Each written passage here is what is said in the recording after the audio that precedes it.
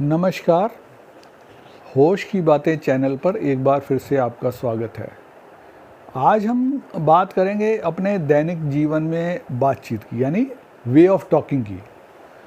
अक्सर होता ही है कि हम किसी को भी कटु वचन बोल देते हैं, कुछ भी बोल देते हैं और उससे सामने वाला व्यक्ति आहत हो जाता है।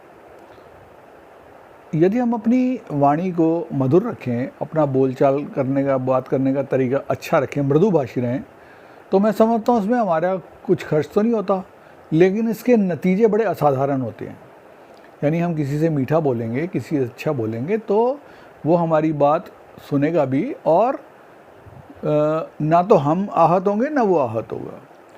लेकिन इसमें थोड़ी सी एक बात क्या है कि ज़रा सा गुस्सा आता है हमारे को और ये सारी बातें हम भूल जाते हैं, किसी को कुछ भी बोल देते हैं। अच्छा, फिर एक बात और बड़ी मज़े की है कि जब हम किसी को कुछ बोल देते हैं तो हमारे पास तर्क क्या होता है उसका? तर्क ये होता है, भाई हम तो सच बात कहते हैं, भाई हम तो स्पष्ट बात कहते हैं, हम तो साफ बात कहते हैं, हम तो मुंह पे बोल देते हैं। अरे भाई, ये कोई बहादुरी का काम नहीं है। सच बोलना बहादुरी नहीं है।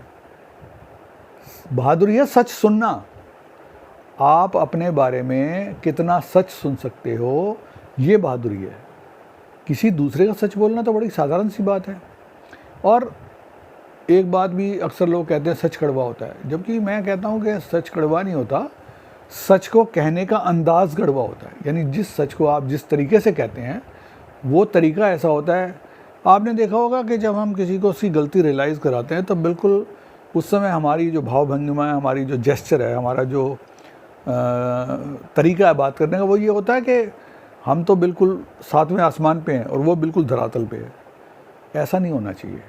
यदि हम उसके लेवल पे, एक छोटी सी बात है, यदि आप किसी से असहमत हैं, आप उससे सिर्फ ये कहें कि आप ठीक कह रहे हैं, लेकिन यदि ये ऐसा कर लें तो क्या ख्याल है आपका, तो ऐसा ठीक रहेगा? तो मैं समझता हूँ कोई विवाद नहीं है। देखिए, विवाद कब होता है? जब हम बुद्धि से बात करते हैं। बुद्धि से बात का मतलब विवाद, और हृदय से बात का मतलब संवाद। तो यदि हम हृदय से बात करें, संवाद करें, तो मैं समझता हूँ हमारी दैनिक जीवन की बहुत सारी परेशानियाँ कम हो जाएंगी।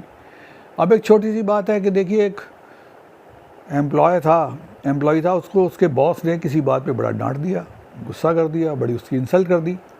अब वो बड़ा दुखी हो गया, परेशान हो गया, लेकिन बॉस था, बॉस को कुछ कह तो सकता नहीं था, जवाब नहीं दे सकता था, नहीं तो नौकरी चली जाती। बड़ा परेशान और फ्रस्ट्रेटेड सा होके घर आता है और घर आके उसकी वाइफ से कुछ उसकी थोड़ी सी हल्की फुल्की नोक झोंक हो जाती है। तो वो पहले ही गुस्से में तो था, फ्रस्ट्रेटेड था, वो एक थप्पड़ अपनी बीवी को लगा देता है। अब बीवी को थप्पड़ लगा दिया, अब वो तो पलट के नहीं थप्पड़ लगा सकती है, लेकिन वो भी फ्रस्ट्रेटेड पूरी हो गई, उसको भी गुस्सा आ गया।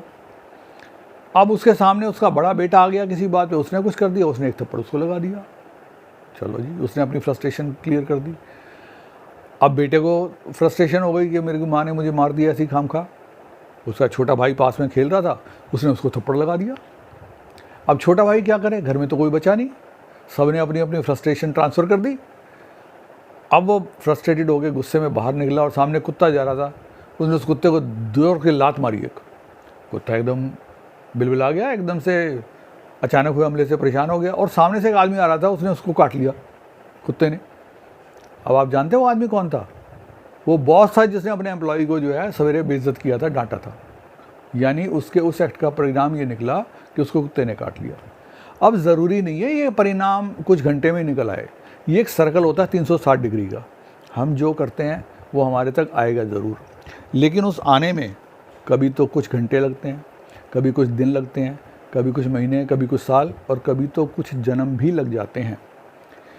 नतीजा क्या होता है कि हम ये समझते हैं कि हमने तो कोई ऐसा काम किया नहीं जिसकी वजह से हमारे कोई परेशानी आ रही है, क्योंकि टाइम गैप इतना हो गया कि आप भूल गए कि आपने क्या किया था। तो ये सोच के रखिए कि जो सर्कल घूम रहा है उसमें हर चीज़ वही पिरोइए, वही लगाइए जिसका कि आप स्वागत कर सकते हैं, जिसको कि आप एंजॉय कर सकते हैं।